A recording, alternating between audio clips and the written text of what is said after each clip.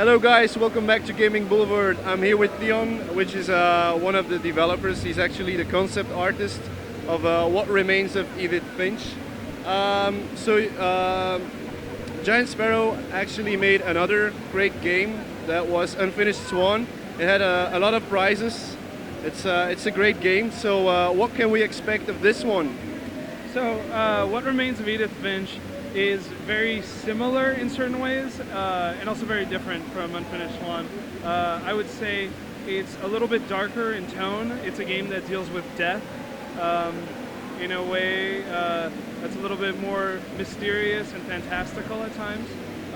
But it's still a game that I think can be enjoyed by children. It's just the themes are a little bit more adult.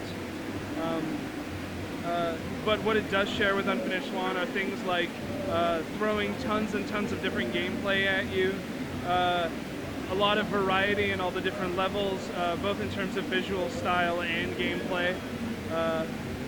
So yeah, I think fans of Unfinished Swan will also enjoy What Remains of Edith Finch.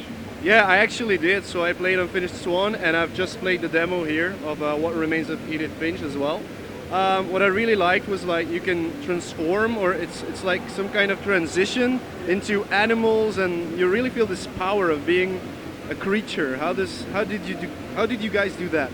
Yeah, well, I mean, the basic idea here is you're a little girl transforming into these different animals to feed your hunger. Essentially, you're a little girl that gets sent to bed without dinner, and at first she's just finding things in her room to eat, and then she decides that this is not going to satiate her hunger, so she decides to jump out the window, becomes a cat, and the whole story is sort of about escalation, which is something that's going to be very common in the game, a sense of progression throughout each story, where something may start off as innocently as a little girl just being hungry to, a cat chasing a bird, to a sea monster eating people, and that's sort of a common theme in the game.